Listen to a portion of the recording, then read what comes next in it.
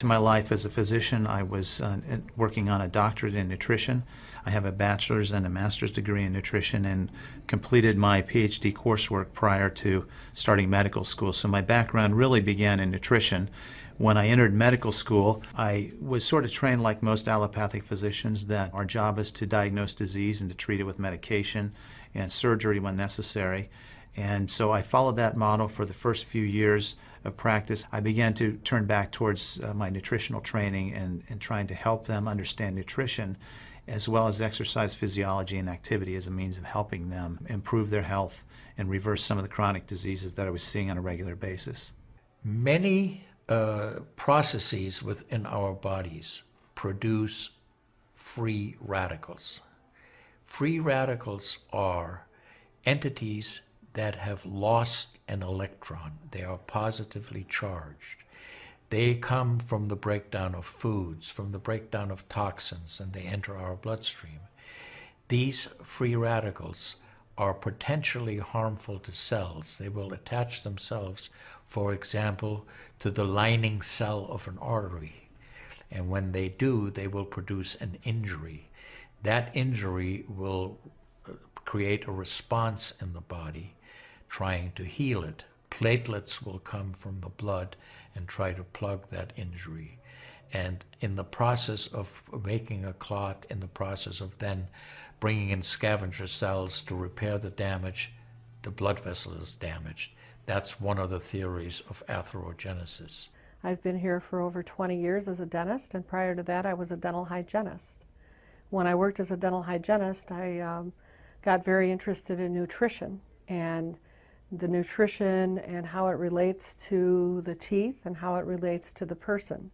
I've been asking every patient, most of the patient comes every 3 years or so. So I observe every year carefully, and I tell them your colon becoming very firm and tight and developing more pockets, so you have to change your diet, to my diet.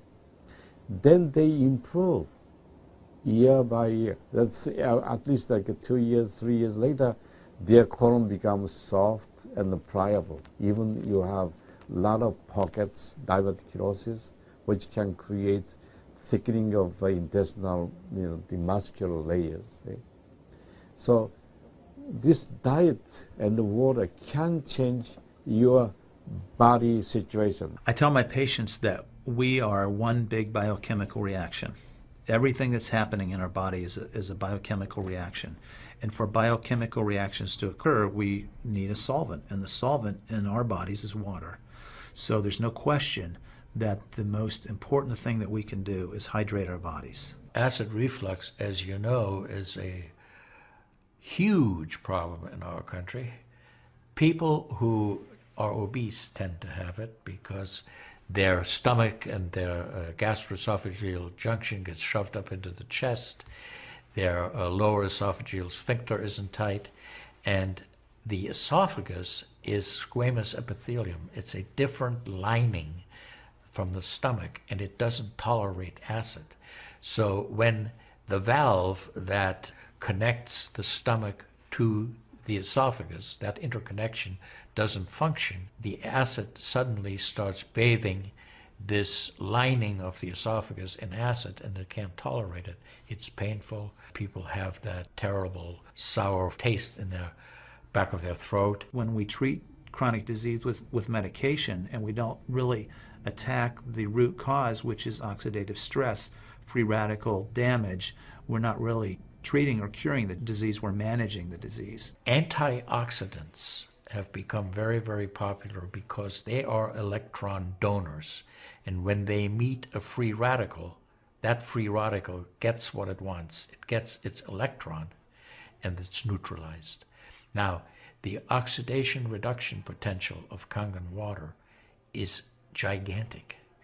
It's about 30 times greater than the famous green tea. Everyone knows about green tea being a profoundly good antioxidant. Fruits, vegetables are considered antioxidants. Kangen water at a pH of 9.5 can have a negative, which is an electron donating reduction potential of up to 600 millivolts. It's measured in millivolts. You couldn't eat enough fruits and vegetables to get anywhere near that amount into your system. So it's a very, very beneficial thing to our health. We rely on oxidative stress to kill bacteria and viruses and fungi. But oxidative stress in excess, when we don't have the proper balance, when we have too much oxidation and not enough of its counterpart, which is reduction, then we get into this situation where we start to see degeneration occur in cells, in the tissues, and ultimately in the body. We get degeneration of the body, we get aging, and we get chronic disease. Oxidative stress is the mechanism by which all this happens. I find that drinking Kangen water is satisfying because it quenches one's thirst. One is able to drink a lot more because you don't get that bloated feeling. It is as if the water is very much more quickly absorbed. And there are studies that have shown that from the Japanese literature, that the water starts being absorbed in the distal esophagus before it even hits the stomach. Is absorbed in the stomach, and then by the time the duodenal sweep has been reached, it's practically already totally absorbed. Oxidized water is a very, unhealthy to me. So I don't drink that kind of water, but I drink alkalized water. New York water, they say, the best water, but it still contains the chlorine. Why did they put the chlorine in? Because that the chlorine put into the water, that it creates the free radicals, and that free radicals can kill the bacteria. So that the chlorine in water is, there is no bacteria resides. So it's a healthy water, they call. But for a health point of view, taking this chlorine containing water is actually oxidized water. When I found out that the Kangen water machine makes 7 types of water, I started exploring the high end, the 11.5, and the 2.5 end of that water.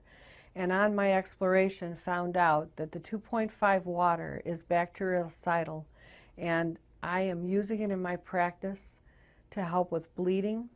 I use it to sanitize the mouth before I start working on the patients. I have used it in periodontal disease, and I've actually seen reversals of people's periodontal conditions. The teeth will actually tighten up with the use of the 2.5 water. The Japanese have done a tremendous amount of work on using ionized water for wound care.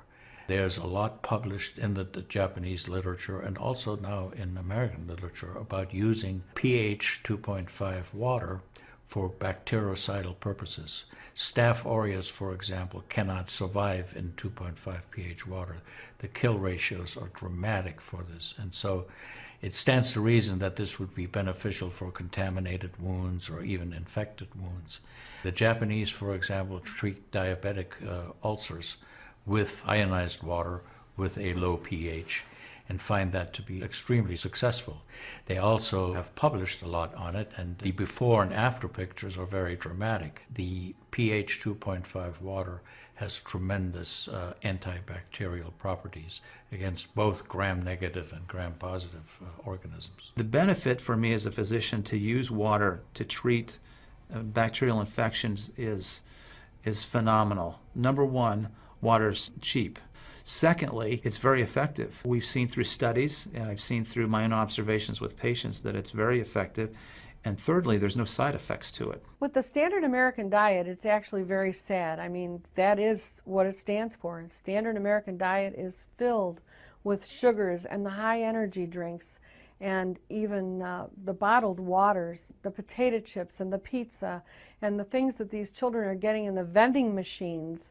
All of that is acidic. And now, with Kangen water, we have an alkaline water that actually will help reverse what conditions may occur using all those acidic items in our diet. You think the skin is only young? No, artery is young too. So I did the CT scan, my coronary artery, and my coronary artery didn't show any narrowing or stricture. Most of people who are eating a lot of beef, meat, and a lot of oxidized waters, they tend to develop more narrowing strictures. And many people, even in the 50s, they had the bypass procedure, the stenting, all kind of problems in the artery. Definitely the drinking alkalized water and ionized water is more beneficial for us, for our health. One of the things that you learn is called primum non nocere. Above all, do no harm. That is the duty of a physician. It dates back to Hippocrates. None of us want to do harm. What we should do, and I think when we're convinced of something that is really truly good for people, we should go and recommend it to people. Anytime our body sees protein that it doesn't recognize, we have the susceptibility to cause an inflammatory reaction or an allergic reaction. I think that helps me understand why so many asthmatics and why so many people with allergic rhinitis and other allergies do very well with this water in terms of controlling their allergies, because I really do think there's a connection there with incompletely digested proteins through the typical American diet that we consume. Periodontal disease affects 75% of the population. And periodontal disease is a silent disease of the mouth.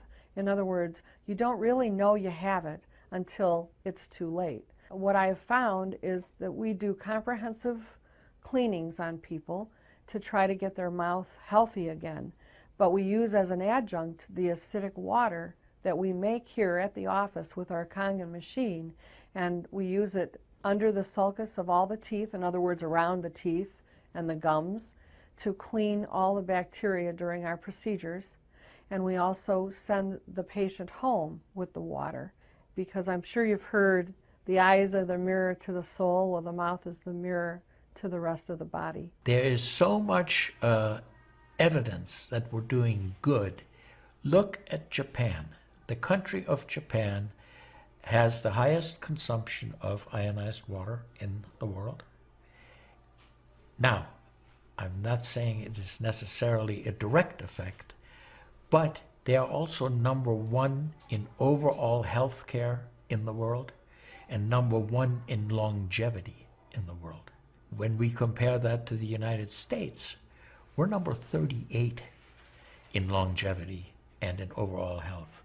The Cubans have better health than we do. We need to respect the fact that we have all these built-in mechanisms to help us fight disease, to maintain our health.